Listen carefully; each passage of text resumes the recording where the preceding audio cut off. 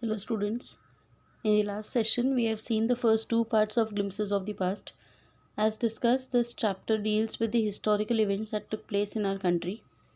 The first topic given to you is about the martyrs. This was when Lata Mangeshkar, the popular singer, she sung for the soldiers who were fighting bravely on the war grounds and battlegrounds.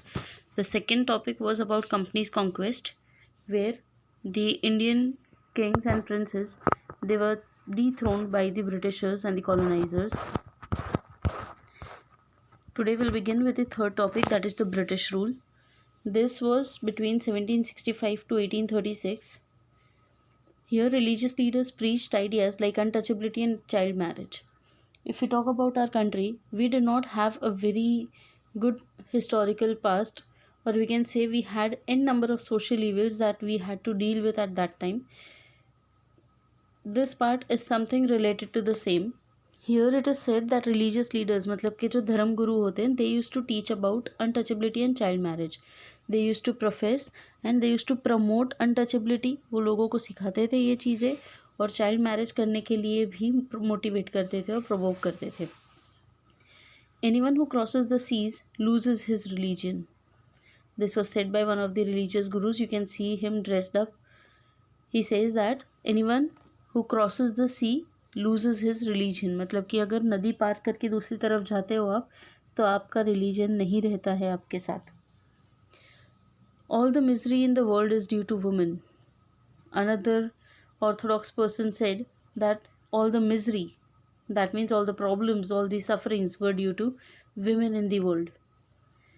The truth was that Indians had lost self-respect. The British scorned them. Indians had lost self respect तो समझ आता है, but the British scorned them का मतलब होता है कि Britishers use to talk about Indians and they used to make fun of Indians, as well as it was a kind of insult on our face. Britishers thought that we people were uncivilized. वो हमारी बुराइयां करते थे, हमारे बारे में negative image रखते थे. The natives are unworthy of trust, incapable of honesty. True, your honor, but I am honest. Britishers Indians पे ट्रस्ट नहीं करते थे. दे यूज टू बिलीव कि हम लोग ट्रस्ट करने लायक नहीं हैं. मोर ओवर हम लोग ऑनेस्ट भी नहीं हैं, उन लोगों को ऐसा लगता था. And a few Indians who actually were very loyal to the Britishers, they use to tell them that Indians are the same kind of what they think.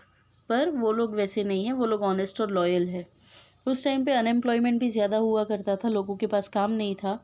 तो कितने इंडियंस ऐसे थे जो ब्रिटिशर्स के लिए काम करते थे और उनको इंडियंस के बारे में ही बुरा बुरा बोलना भी पड़ता था. यहाँ पे one such example of the same is given. Being merchants, the British wanted quick profits. Their heavy taxes forced farmers to abandon their fields. ये भी आप लोगों ने एसएस में पढ़ा ही होगा. हमारे यहाँ पे पुअर फार्मर्स जो थे उन लोगों को बहुत एक्सप्लॉइट किया जाता था, और ब्रिटिशर्स को कहीं ना कहीं प्रॉफिट बनाना था, तो वो लोग टैक्सेस भी लेवी करते थे और फार्मर्स के पास जो ग्रो किया जाता था वो भी ले लेते थे harvest. But your men are taking all my crop. You are still in arrears. If you don't pay next week I will send you to jail. This is one such example of the exploitation done with the poor farmers in India by the British colonizers. An example is given to you that the Indian farmer, he said that all the crop was taken by the British men, and the Britishers still said that he was in arrears. Arrears मतलब कि अभी भी वो कर्जे में था, उसे पैसे चुकाने थे ब्रिटिशर्स को, और अगर वो नेक्स्ट वीक तक नहीं भेजेगा पैसे तो he will be sending him to jail. Still, the British invented other methods which gave them more profits. It was not only that heavy taxes and the crop, the harvest that was taken by the Britishers was the only source of income for them. बहुत सारे दूसरे ज़रिए भी थे जिससे Britishers ने income generate करने के रास्ते निकाले थे इंडिया में से. Still, the British invented other methods which gave them more profits.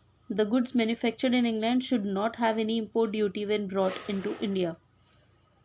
क्या रास्ता निकाला था इन लोगों ने कि जो भी गुड्स इंग्लैंड में मैन्युफैक्चर होते हैं वो जब इंग्लैंड से बाहर, मतलब स्पेशली इंडिया में सेल करने के लिए लाए जाते हैं, तो यहाँ पे उनको ड्यूटी नहीं लगनी चाहिए.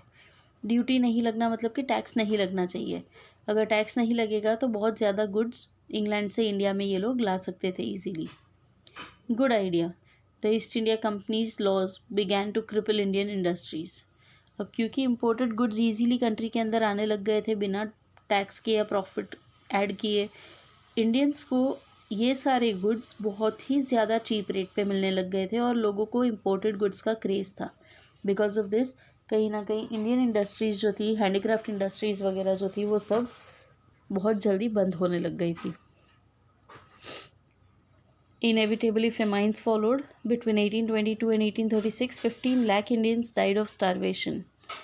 फेमाइन्स आ गए थे। फेमाइन आपको पता होना चाहिए कि जब खाने पीने की कमी पड़ जाती है कंट्री में या किसी एरिया में, लोगों के पास ना खाना होता है ना पीना होता है, तो that situation is called as famine.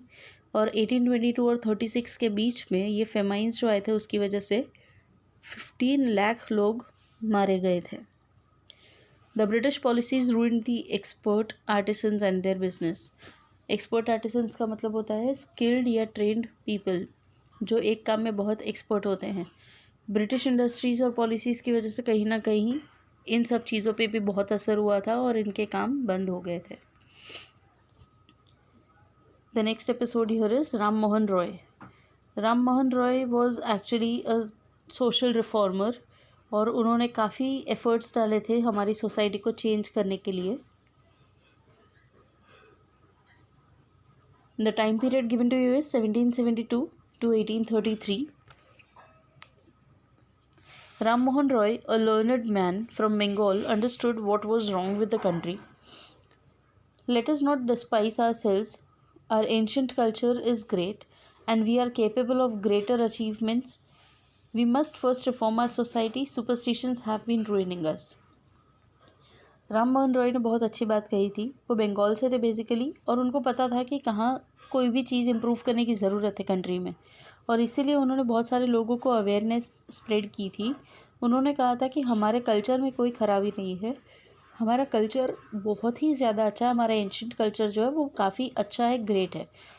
ज़रूरत कहाँ है, तो हमें सिर्फ हमारी सोसाइटी को थोड़ा सा रिफॉर्म करना है, क्योंकि हम लोगों को सुपरस्टिशंस बिगाड़ रहे हैं। रूइनिंग का मतलब कि हमारी सोच को सुपरस्टिशंस ख़राब कर रहे हैं। सुपरस्टिशंस का मतलब होता है अंधविश्वास।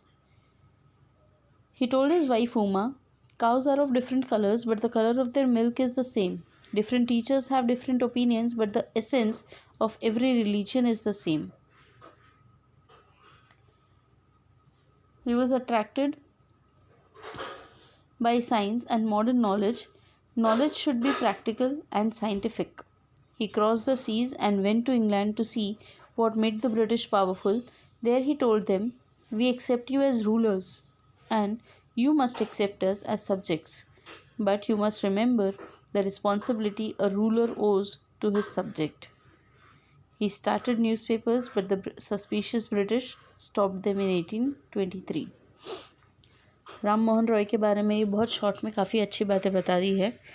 वो अलग अलग एग्जाम्पल्स के थ्रू या रियल लाइफ फैक्ट्स के थ्रू लोगों के सुपरस्टिशंस को दूर करते थे। यहाँ पे वो अपनी वाइफ को भी बताते हुए दिखे गए हैं कि वो एक काव का एग्जाम्पल लेके कहते हैं that cows are of different colours but the milk is the same.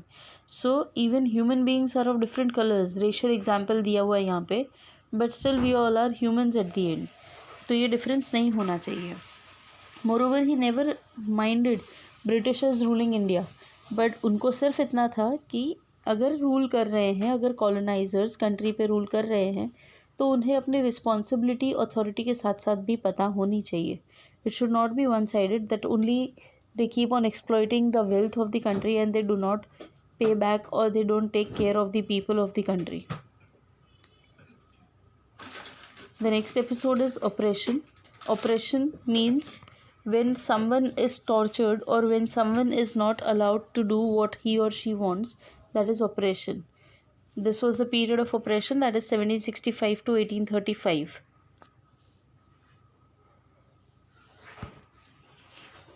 But the British continued to oppress Indians. In 1818, they had passed Regulation 3. Under it, an Indian could be jailed without trial in a court.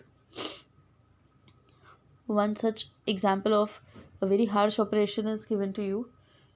As I said, oppression का मतलब होता है जब किसी को अपने दबाव में रखते हैं, जब किसी को उनकी मनमर्जी का काम नहीं करने देते, that is oppression.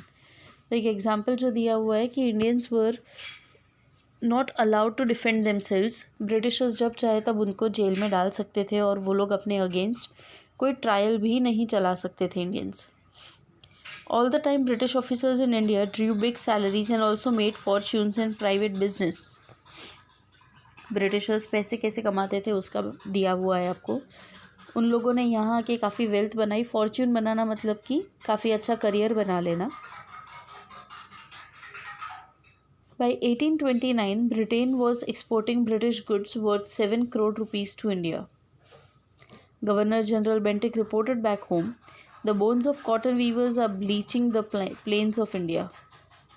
The British prospered on the company's loot while Indian industries began to die.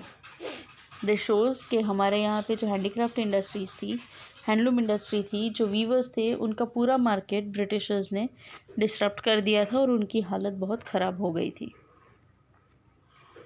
So students, for today this one is enough. I want you people to read the topics again. As I said, it is an interesting chapter, a comic strip kind of chapter. So kindly read the 3 topics that we have done today, and I hope the content is clear. Thank you.